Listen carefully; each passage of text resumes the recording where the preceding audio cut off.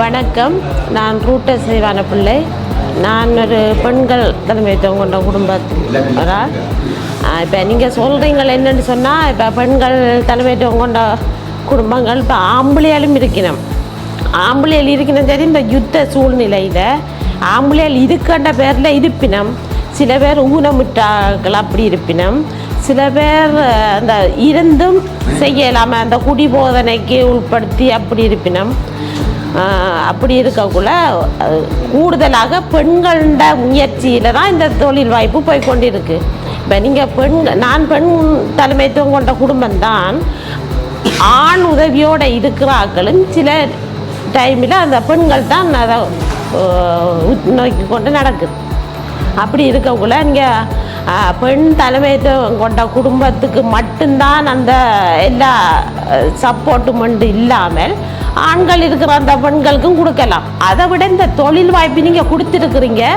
சரியா, அந்த உரிய முறையில் அந்த அதுக்குரிய பசல திட்டங்கள் என்ன மாதிரி. சில பேருக்கு விவசாயம் செய்து கொண்டிருக்கணும், சில பேர் விவசாயம் செய்யாதார்கள் இதில் தான் செய்து கொண்டு முன்னுக்கு வரதும் இருக்குது.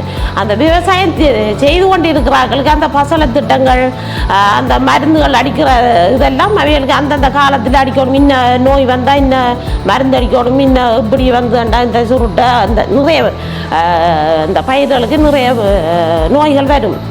அதுக்கு தான் பயிர் செய்து கொண்டு இருக்கிறார்களுக்கு ஓரளவு தெரியும். ஃபுல்லாக தெரியுமென்று இல்லை, ஓரளவு தெரியும். அந்த இப்போ தான் செய்யணும். நாங்கள் எங்கிட்ட கஷ்டத்து மத்தியில் இந்த இதை செய்யணும் மட்டும் முடிவெடுக்கிறார்களுக்கு வருத்தம் வந்தோடனே அவை அந்த மனம் சளிச்சு போயிடும். அப்போ அவைகளுக்கான அந்த உற்சாகத்தை நீங்கள் உங்கள்கிட்ட கம்பெனி மூலம் கொடுக்கணும். என்னென்னு சொன்னால் அவைகள் அந்த சோர்ந்து போச்சுனோம்டா மேற்கொண்டு அந்த தொழிலில் இறங்க மாட்டினோம். ஏன்னாண்டா நாங்கள் செய்கிற பிள்ளையா அல்ல மண்ணில் பிள்ளையா அல்லது எப்படி ஏண்டா அவைகளுக்கு இனம் காண தெரியாது. அப்போ நீங்கள் உற்சாகத்தை கொடுத்து அவைகளுக்கு இன்னும் நோய் விழுந்தா இந்த மருந்தா நீங்கன்னு சொல்லக்குள்ள அவைகளுக்கு ஒரு அளவில் சப்போர்ட்டாக வரும். அப்போ அப்படி இருக்கக்குள்ள அவைகளுக்கு நீங்கள் கூடுதலான உற்சாகத்தை நீங்கள் தான் கொடுக்கணும். ஏன்னு சொல்லுங்கள், பெண்கள் இப்போ எல்லா ஆம்பளைகள்டையும் கேட்கலாது. அவைய சரியான நிலையில் இப்போ இல்லை. ஆம்பளையர் நான் குறை சொல்ல, 100க்கு ஒரு 75% ஆம்பளையர்ட இதில் இருக்கல. ஏன்னு சொன்னால் அவையல் சில பேர் அந்த குடிபோதனைக்கு இருக்கணும், சில பேர் இந்த யுத்த காலத்தில் சூழ்நிலைக்கு அந்த ஊனமுற்று அப்படி இருப்பினும் அவைகளுக்கு தெரியும். சில வேலை சொல்லி எல்லாம் இருக்கும். அப்படி நிறைய சந்தர்ப்பங்கள் இருக்குது. அப்போ நீங்கள் அந்த விவசாயிகளுக்கு இந்த இடத்துல நீங்கள் இவ்வளவு செய்யுங்கன்னு சொல்கிறத அப்பால் அவையில் விவசாயியோட போய் நேரடியாக நீங்கள் தொடர்பு கொண்டு செய்கிறது இன்னும் சப்போர்ட்டாக இருக்கும் அந்த மக்களுக்கு. இப்போ கூடுதலாக இப்போ எல்லோரும் எல்லா வீட்லேயும் ஆம்பளைகள் இல்லை, நான் திருப்பி சொல்கிறேன்னு இல்லை, ஆம்பளைகள் இதாண்டு இல்லை. ஆம்பளை சில வீடுகளில் இருக்கணும், சில வீடுகளில் நல்லா இருக்கணும். 100க்கு 75% இதாக பார்க்க 25% நல்ல சப்போர்ட்டாக இருக்கும். அப்போ அதால் நான் சொல்கிறேன் என்னென்னு சொன்னால், நீங்கள் அந்த உரிய நேரங்களில் அந்த பசலை தண்ணியை சரியான முறையில் திட்டமிட்டால் இதை விட நல்ல வாய்ப்பாக வரும்.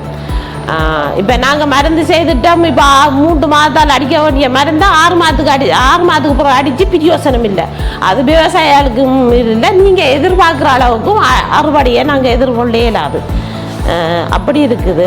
அதை விட இன்றைக்கு நீங்கள் இன்னும் உண்டு நேரம் இப்போ 10:30க்கு நீங்கள் மீட்டிங்கோ அல்லது வகுப்போண்டு செய்ய போகிறீங்கன்னு சொன்னால் சனத்திட்ட நாங்கள் சொல்லக்குள்ள 10:30க்கு வாங்கன்னு சொன்னால் அந்த 10:30க்கு அப்படி என்று சொன்னாலே அதுகள் இருக்கும். குறிப்பிட்ட நேரம் பிள்ளைகளை ஸ்கூலுக்கு ஏற்றுங்கள், மருந்து தண்ணி பயிர்களுக்கு வைக்குங்கள், சமையல் வேலை இருக்கும். எல்லாம் பொம்பளைக்குள்ள கொஞ்சம் பொம்பளைகள் மட்டும் இல்லை, ஆம்பளைகள் நம்ம ஆடு பார்க்குங்கள். அப்படி என்ற இருக்கக்குள்ள பிரச்சனையாக இருக்கும். நேரத்தையும் கொஞ்சம் கணிப்பிட்டால் கொஞ்சம் சப்போர்ட்டாக இருக்கும். அப்போ அதால் இந்த வகுப்புங்களுக்கு இவ்வளோ நாளும் வகுப்பு நடந்தது தான். நிறைய பிரச்சனைகள் நீங்கள் செய்திருக்கிறீங்க, எங்களுக்கு அறியாமல் இருக்கிறோம் நாங்கள்.